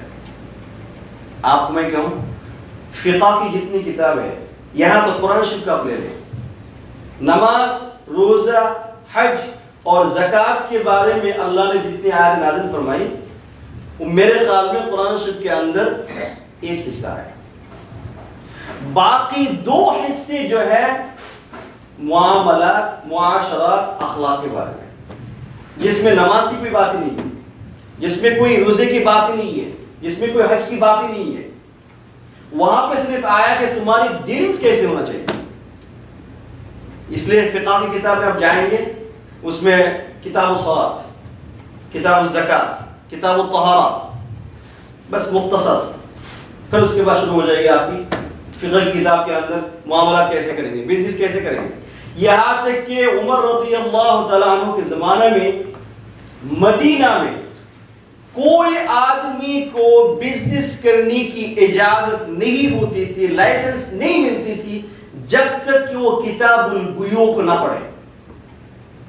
کیا بیچیں گے کیسے, بزنس کیسے کریں گے, جب تک آپ اس کا امتحان پاس نہیں کریں گے اس وقت تک اس آدمی کو مدینہ منورہ میں لائسنس نہیں ملتی تھی. یہ اس ملک میں جو ہے, اس ملک کی جو خوبی ہے, ہر چیز میں لائسنس ہے, ہر چیز میں لائسنس ہے. ٹیچنگ کرنے جائیں گے اس میں لائسنس ہے, ڈاکٹری کرنے کے جائیں گے اس میں لائسنس ہے, وہ وہاں سے آئیں گے. اور ہمارے ملک میں ایک آدمی ٹیچر بن گیا, اس آدمی نے کسی طریقہ سے میٹرک پاس کر لیا, اس کو کچھ بھی پتہ نہیں ہے, اور اس کو جا کے ٹیچر بنا دیا, لائسنس نہیں ہے, اس کو پتہ ہی نہیں کیسے کیا سکھایا جاتا ہے. تو جس کی وجہ سے اس ملک کی خوبصورتی یہ ہے کہ اس کے اندر ہر چیز میں لائسنس ہے, کہ آدمی سیکھتا ہے پہلے, پھر اس کے بعد کیا ہے سکھاتا ہے. تو اسلام کے اندر یہ معاملہ, معاشرہ, لین دین کیسے ہوگا, اس سال قرآن شریف آپ پڑھیں گے آپ کو معلوم ہو جائے گا. ایمان اور عقائد اور عبادت کے بارے میں, نماز کے بارے میں بہت ہی کم باتیں ہیں, معاملات کے بارے میں زیادہ, معاہدہ کے بارے میں زیادہ. یہاں تک کہ نبی علیہ السلام نے فرمایا کہ کس آدمی کے اندر نفاق ہے, منافق کون ہے آپ کیسے سمجھیں گے؟ پہلے تو نبی علیہ السلام دنیا میں تھے، وحی آیا کرتی تھی، وہی آگے بدل رہے یہ آدمی منافق ہے، یہ آدمی منافق ہے، یہ آدمی منافق ہے، آپ کیسے سمجھیں گے؟ آج کل تو بس وحی کا دروازہ بند ہو گیا. نبی علیہ السلام دنیا میں نہیں ہے. نبی نے فرمایا اذا وعد اخلف، جب آدمی کو دیکھو کہ یہ وعدہ کر رہا ہے اس کے بعد پھر وعدہ کا خلاف ہی کر رہا ہے، یہ منافق ہے. وَإِذَا حَدَّثَ كَذِبَ، جب دیکھو کہ آدمی پہلے ایک بات کی اب وہ جھوٹ بول رہا ہے، یہ اس کے اندر نفاق ہے. یہ علامت نبی اس میں بیان کرنا ہے. تو اس لیے معاہدہ کرنا، کسی کے ساتھ کوئی بھی ایگریمنٹ ہو گیا آپ اس کو پورا کریں چاہے جو بھی ہو جائے. ایک حدیث میں نبی علیہ السلام کے ساتھ کیسے نبی تھے آپ، ایک نبی علیہ السلام ایک آدمی کے ساتھ یہ معاہدہ ہو گیا کہ کل تمہارے ساتھ وہاں ملاقات ہوگی فلاں جگہ پہ، ٹھیک ہے. تو نبی علیہ السلام جو کہ جا کے وہاں پہ بیٹھ گئے، وہ انتظار کرتے رہے. ایک دن گزر گیا، 2 دن گزر گئے، 3 دن گزر گئے، وہ آدمی آئے نہیں. 3 دن کے بعد وہ آدمی آیا، مجھے تو دیر ہو گئی، اتنی دیر 3 دن تک میں بیٹھا ہوا یہاں پہ، تم نے تو مجھے مشکل میں ڈال دیا. ایک آدمی سے معاہدہ ہو گیا تھا، بات یہ ہو گئی تھی، وعدہ یہ ہو گیا تھا کہ میں فلاں ٹائم میں یہاں پہ آ جاؤں گا. تو نبی علیہ السلام اس آدمی کے لیے اس وعدہ کو پورا کرنے کے لیے 3 دن تک انتظار کیا. آپ سوچ سکتے ہیں اس کا نام دین ہے. دین صرف نبی علیہ السلام تو ایسے میں تو اتنا بڑا نبی ہوں اور مسجد میں میری نمازیں جا رہی ہے، جہاں تک کہ صحابہ کرام نبی علیہ السلام کے بغیر نماز نہیں پڑھتے تھے. اور نبی علیہ السلام صرف نبی نہیں تھے بلکہ پریزیڈنٹ تھے. ٹھیک ہے، اتنی ذمہ داری ہونے کے باوجود ایک نارمل آدمی اس نے کہا کہ میں فلاں دن فلاں جگہ پہ میں آ جاؤں. اس کا نام دین ہے. اللہ فرماتے ہیں وَالْمُوفُونَ بِعَهْدِهِمْ إِذَا عَاهَدُوا، کہ یہ آدمی جو ہے، یہ لوگ ہمیشہ معاہدہ کو، ایگریمنٹ کو قرار رکھتے ہیں، اس کو توڑتے نہیں. اچھا یہاں پہ ایک بات اللہ نے یہاں پہ ایک عجیب بات فرمائی، آپ پتہ نہیں آپ لوگوں کو سمجھ میں آئے گی نہیں. دوسری جگہ پہ جو ہمارے کیا کہتے ہیں اس کو، وسیمہ کے سمجھ میں آئے گا. یہاں پہ ایک ورڈ ہے، جتنی جگہ پہ وہاں پہ آیا وہاں پہ وَآتَ الْمَالَ عَلَىٰ حُبِّهِ وَأَقَامَ الصَّلَاةَ وَآتَ الزَّكَاةَ، اس میں فعل ماضی استعمال کیا. ایک ہوتا ہے فعل ماضی، ایک ہوتا ہے اسم فاعل. کیسے سمجھاؤں آپ کو؟ تو ساری جگہ پہ اللہ نے فعل ماضی استعمال کیا اور اس جگہ پہ اللہ نے والموفون استعمال کیا، اسم فاعل استعمال کیا.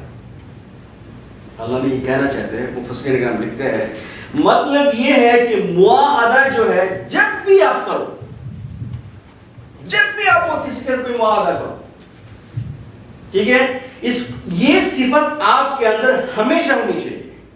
نماز آپ کیسے ہمیشہ پڑھیں گے؟ نماز پڑھیں گے آپ کیا کہتے ہیں، ظہر کا وقت آ گیا نماز پڑھی ختم ہو گئی، عصر کا وقت آ گیا پڑھی ختم ہو گئی، پھر اس کے بعد زکوٰۃ کا وقت آپ نے زکوٰۃ دے دی ختم ہو گیا. اللہ فرماتے ہیں والموفون بعہدہم، یہ جو صفت ہے وعدہ کو برقرار رکھنا یا معاہدہ کو ٹھیک رکھنا، یہ ہمیشہ کے لیے ہے، ہمیشہ کے لیے ہے. تمہاری پوری زندگی اس کو پورا کرنا. اور یہ معاہدہ جو توڑ دینا یہ حرام ہے، حرام ہے. ٹھیک ہے، اللہ کرے کہ ہم مسلمانوں کے اندر یہ چیزیں آ رہی ہیں، بہت امپورٹنٹ ہے. تو اس لیے اللہ فرماتے ہیں وَالصَّابِرِينَ فِي الْبَأْسَاءِ وَالضَّرَّاءِ، اسی طریقہ سے یہ آدمی صبر کرتے ہیں. یہ اخلاق، یہ میں نے کہا تھا کہ ایک ایمان کی عبادت کریں گے، عبادت کی بات کریں گے، پھر اس کے بعد اللہ تعالیٰ جو ہے معاملات کی بات کریں گے، پھر اس کے بعد اخلاق کی بات کریں گے. یہ اخلاق ہے کہ یہ آدمی کا اخلاق ایسا ہے کہ کوئی مصیبت آ گئی. بأساء کا مطلب یہ ہوتا ہے کہ فقر و فاقہ، یعنی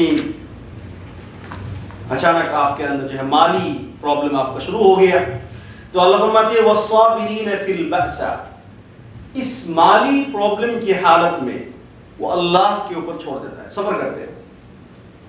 وہ یہ سمجھتا ہے کہ یہ اللہ کی طرف سے ہے.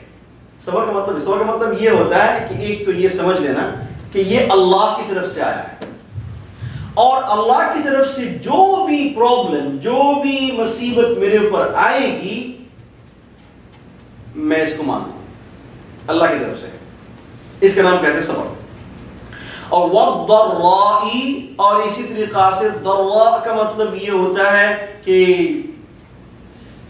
کبھی جو ہے نا آپ کی ہیلتھ پرابلم شروع ہو گئی ہے، یہ اس کو کہتے ہیں ضراء. وحین البأس، اور حین البأس کا مطلب یہ ہوتا ہے کہ بعض دفعہ دشمن کی طرف سے کوئی حملہ ہو گیا، اس قسم کی مصیبت آ گئی ہے آپ کے اوپر. تو ایک تو ہوتا ہے کہ ہیلتھ پرابلم، ایک ہوتا ہے مالی پرابلم، ایک ہوتا ہے غیروں کی طرف سے کوئی کسی قسم کی پرابلم. ہر حالت میں یہ آدمی کے اندر صبر ہے. صبر کا مطلب یہ ہے ایک نمبر کہ جو بھی حکم اللہ، یعنی جو مصیبت آتی ہے وہ سمجھتا ہے کہ اللہ کی طرف سے ہے اور اس کو مان لیتا ہے. دوسری بات یہ اس حالت میں وہ اللہ کو کبھی نہیں بھولتا. یہ بھی امپورٹنٹ ہے. یا ہم لوگ کیا کرتے ہیں کہ جب مصیبت آتی ہے نماز تو پڑھ لیتے ہیں، لیکن جب مصیبت آتی ہے تو پھر بھاگ جاتے ہیں. یا بعض ایسے ہوتا ہے کہ جب مصیبت آتی ہے تو اس وقت مسجد میں آتے ہیں. یہ دونوں جو ہے، یہ دونوں بری عادت ہے. اور جو آدمی اس کے اندر یہ صفت ہے وہ ہمیشہ اللہ کو یاد کرتے ہیں، اور جب مصیبت آتی ہے تو اس وقت اور بھی زیادہ یاد کرتے ہیں. اور یہ ساتھ میں یہ بھی سمجھتا ہے کہ اللہ کی طرف سے یہ بات آئی ہے. دیکھیے ایک بات یاد رکھنا، مصیبت کے لیے دعا نہیں کرنا کہ ٹھیک ہے مصیبت بہت بڑی نعمت ہے چلو ہم دعا کرتے ہیں اللہ تعالیٰ کی طرف سے آیا. اور نہیں، مصیبت سے بچنے کے لیے ہمیشہ دعا کرنا. اور جب مصیبت آ جاتی ہے تو اس وقت یہ سمجھ لینا کہ یہ اللہ کی طرف سے ہے، اب صبر کرنا. لیکن نبی علیہ السلام نے منع فرمایا کہ کبھی تم مصیبت کے لیے دعا مت کرو. یہ دعا آپ برداشت نہیں کر سکیں گے، لیکن جب آ جاتی ہے تو اس کو آپ مان لیں کہ ہاں یہ اللہ کی طرف سے ہے اور اللہ نے مجھے امتحان میں ڈالا، مجھے پاس کرنا ہے. تو اس لیے اللہ فرماتے ہیں وَالصَّابِرِينَ فِي الْبَأْسَاءِ وَالضَّرَّاءِ وَحِينَ الْبَأْسِ. ایک تو یہ ہے کہ یہ ہر مصیبت میں وہ صبر کرتے ہیں. بہت بڑی صفت ہے، بہت بڑی کوالٹی ہے. اگر کسی کے اندر یہ بات آ گئی ہے، اللہ نے کیا بتایا صابرین کے لیے، کیا بتایا؟ کسی کے اندر اگر یہ بات آ گئی ہے تو اس کا سارا پرابلم حل ہو گیا. وجہ کیا؟ اللہ نے فرمایا ان اللہ مع الصابرین، کہ اللہ سبحانہ و تعالی صابرین کے ساتھ میں ہے. اب جو آدمی کے ساتھ اللہ ہے کوئی پرابلم نہیں، کوئی پرابلم نہیں ہے اس کا. تو اس لیے صبر اور پیشنس اتنی بڑی کوالٹی ہے کہ اگر کسی کے اندر یہ بات آ گئی ہے تو کوئی اس سے کوئی پرابلم نہیں ہے، کوئی پرابلم نہیں ہے، کیونکہ اللہ ساتھ میں ہے. ان اللہ مع الصابرین. اور دوسری بات یہ ہے اس سے کیا ہوتا ہے، اس سے کیا ہوتا ہے کہ اللہ میاں کی یاد زیادہ آتی ہے. اس لیے نا قرآن شریف کی آیت جو آخر میں صبر کے سلسلے میں جو آیت آئی ہے، پھر اس کے بعد اللہ نے فرمایا قالوا انا للہ و انا الیہ راجعون. قالوا انا للہ و انا الیہ راجعون. وہ یہ کہتے ہیں کہ ہم سب اللہ کے لیے ہیں اور ہم اللہ ہی کی طرف لوٹ کے جائیں گے. سنت یہ ہے ہم لوگ تو یہ سمجھتے ہیں کہ اگر کسی کا انتقال ہو گیا یا کسی کی موت آ گئی تو ہم کہتے ہیں کہ سنتے تو انا للہ و انا الیہ راجعون، ایسے کہتے ہیں نا. صرف اس لیے نہیں ہے، بلکہ نبی علیہ السلام نے فرمایا جب بھی کوئی کام یا جب بھی کوئی پریشانی، جو کوئی بھی چیز آپ کے سامنے ایسے آ رہی ہے جو آپ نہیں چاہتے، آپ کو پسند نہیں ہے، آپ کو کوئی چیز پسند نہیں ہے، کوئی کام پسند نہیں، کوئی بات پسند نہیں ہے، تو اسی وقت آپ پڑھو انا للہ و انا الیہ راجعون. آپ کے ہاتھ میں جو ہے پانی کا گلاس ہے، گر گیا، کہاں گیا کہ پڑھو انا للہ و انا الیہ راجعون. آپ کے ہاتھ میں چائے کا کپ ہے، گر گیا، پڑھو انا للہ و انا الیہ راجعون. آپ چل رہا ہے، گر گیا، انا للہ و انا الیہ راجعون. یہ پڑھنے کے لیے کہا گیا. مجھے کیا کہتے ہیں، بہت بڑی حکمت اس کے اندر. آیت کو آپ دیکھیں نا، ان اللہ فرمایا انا للہ و انا الیہ راجعون. کہہ رہے ہیں کہ اللہ ہم آپ ہی کی طرف لوٹ کے جائیں گے. مطلب یہ ہے کہ جب آپ پڑھیں گے اس کو تو آپ کو آخرت کی یاد آئے گی. آپ یہ سمجھیں گے کہ اس دنیا میری ٹیمپرری ہے اور مجھے واپس جانا ہے اللہ کی طرف. تو آپ دیکھیں اگر ایک آدمی کے سامنے کتنے ہزاروں کام ایسے آتے ہیں روزانہ جو اس کو پسند نہیں ہے نا، آپ نے انہی لگ کہہ دیں، مطلب یہ ہو رہا ہے کہ آپ اپنے آپ کو ریمائنڈ کروا رہے ہیں آخرت کے لیے. اس لیے کہا گیا کہ جب بھی کوئی ناپسند کام آپ کے سامنے آ گیا، کوئی چیز ناپسند کی چیز ہے، پڑھو انا للہ و انا الیہ راجعون تاکہ تمہیں یاد آ جائے آخرت کی. قرآن اور حدیث اگر پڑھیں گے نا، ایک ہی بات آپ کو سمجھ میں آئے گی، وہ یہ ہے کہ ہمیشہ آپ کو آخرت کی یاد، آخرت کی یاد، آخرت کی یاد، آخرت کی یاد. وائی؟ کہ دنیا، یہ دنیا کے لیے اللہ نے آپ کو پیدا نہیں فرمایا اور مجھے اللہ نے دنیا کے لیے فرمایا.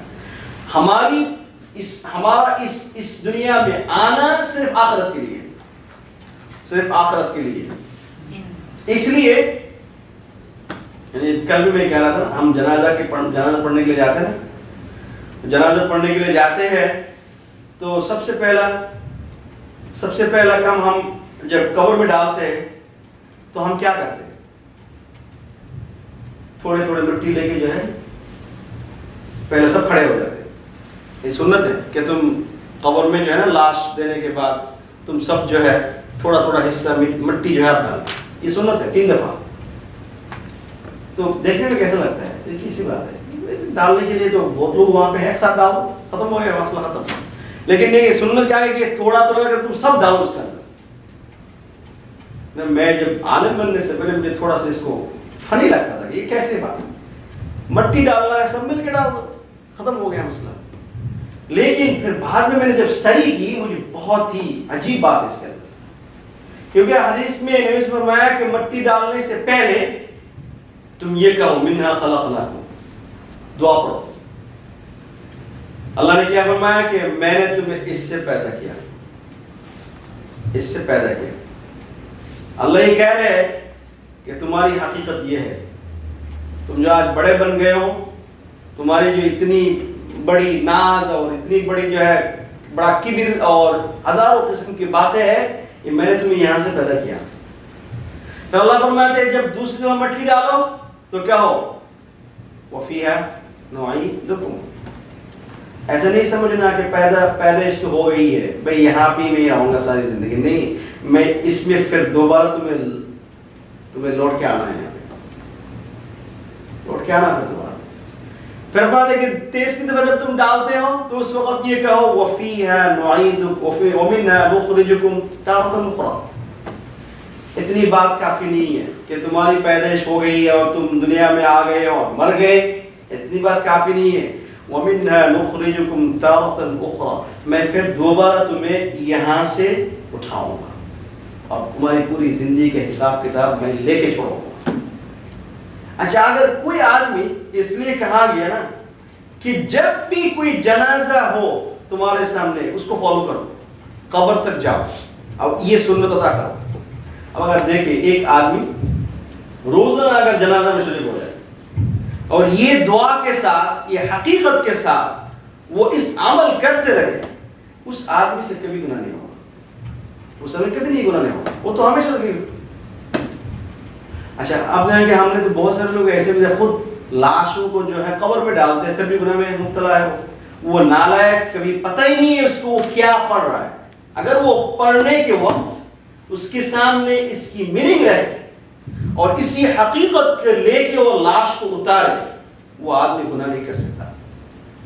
اس لیے نبی علیہ السلام نے فرمایا کہ جنازہ کو فالو کرو. یہ بہت ہی اہم سنت ہے. کیوں؟ وجہ یہ ہے کہ یہ تمہیں آخرت کی طرف لے جائے، آخرت تمہیں یاد رکھے. بہت امپورٹنٹ ہے. میں نے اس لیے کل بھی میں ایک جگہ بتا رہا تھا نا کہ ہم جب نماز پڑھتے ہیں نا، نماز سے پہلے اذان تو ہوتی ہے، ٹھیک ہے، لیکن جنازہ بھی تو نماز ہے، اس سے پہلے اذان کہاں؟ جنازہ پہلے اذان، اس کو کہتے ہیں ہم صلاۃ الجنازہ، یس جنازہ کی نماز ہے، لیکن اس سے پہلے کوئی اذان نہیں ہے. اچھا، آپ کی زندگی میں ایک وقت ایسا بھی آتا ہے اس وقت اذان ہوتی ہے لیکن نماز نہیں ہے، ہوتی ہے نہیں؟ جب دنیا میں سب سے پہلے آتے ہیں تو اس وقت آپ کے لیے کان میں اذان دی جاتی ہے، کوئی اقامت دی جاتی ہے، لیکن اس وقت اذان کے بعد کوئی نماز نہیں ہے. محدثین کرام لکھتے ہیں کہ اس کی وجہ کیا ہے. ایک جگہ پہ اذان ہے، وہ زندگی کا سب سے پہلا حصہ، پہلا دن اذان ہوتی ہے، اور زندگی کا جو آخری دن ہے اس میں نماز ہے.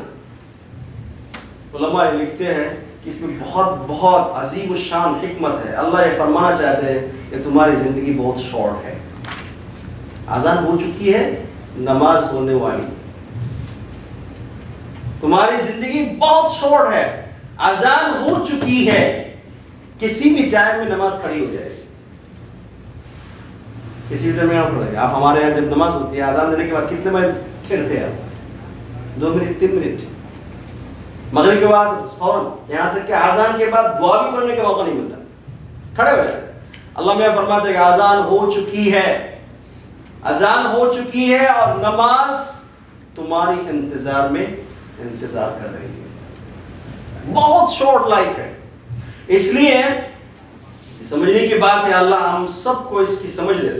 بس قرآن و حدیث سننے کا اور پڑھنے کا ایک ہی مقصد ہے کہ ہمارے دلوں کے اندر اللہ کا خوف اور آخرت کی فکر آ جائے، بس اور کچھ نہیں. تو اللہ فرماتے ہیں یہاں پہ وَالصَّابِرِينَ فِي الْبَأْسَاءِ وَالضَّرَّاءِ وَحِينَ الْبَأْسِ، کہ آدمی یہ لوگ ایسے ہیں کہ جو لوگ کسی بھی قسم کی پریشانی کی حالت میں صبر کرتے ہیں. اللہ فرماتے ہیں اس کے بعد ان کے لیے سرٹیفکیٹ ہے. یہ کیسے لوگ ہیں؟ اللہ میں اس کو کیا دیں گے؟ یہ جس کے اندر یہ ہے کہ چھوٹی موٹی باتیں لے کے جو ہے وہ اسلام سے دور نہیں رہتے، بلکہ اس کے اندر پکا ایمان ہے آخرت کے بارے میں، نبیوں کے بارے میں، کتاب کے بارے میں، اللہ کے راستے میں خرچ بھی کرتے ہیں. مطلب یہ ہے اس کے ایمان بھی صحیح ہے، اس کی عبادت بھی صحیح ہے، اس کا معاملہ بھی صحیح ہے، اس کا اخلاق بھی صحیح ہے. تو کیا ہو؟ اللہ فرماتے ہیں اولئک الذین صدقوا، یہ ہے سچے مومن، یہ ہے سچے لوگ.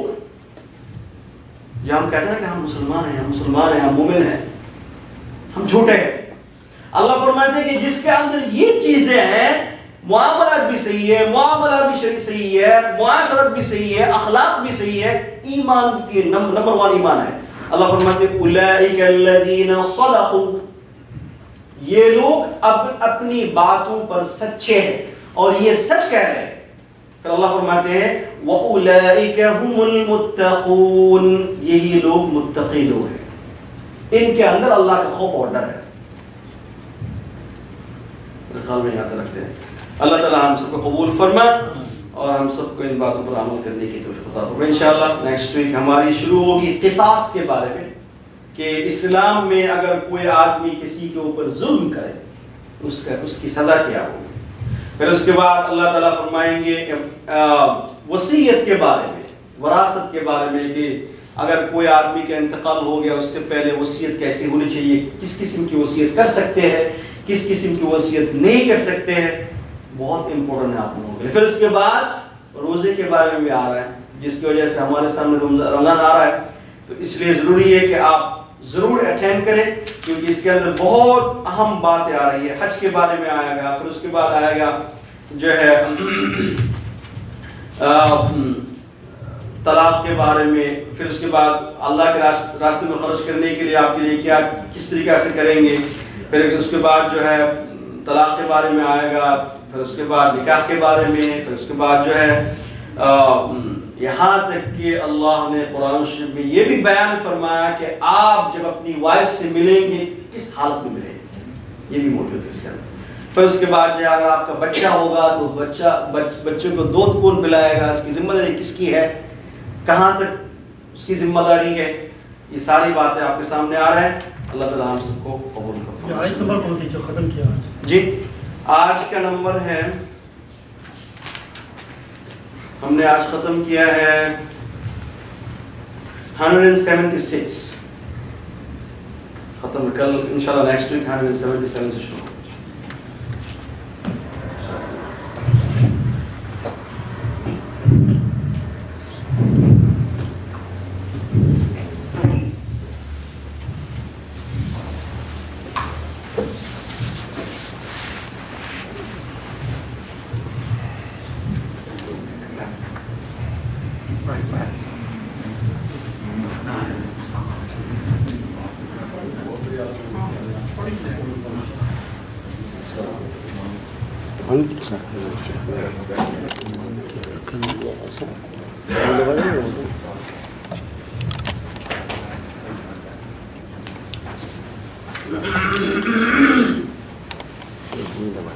نظر نہیں آتا۔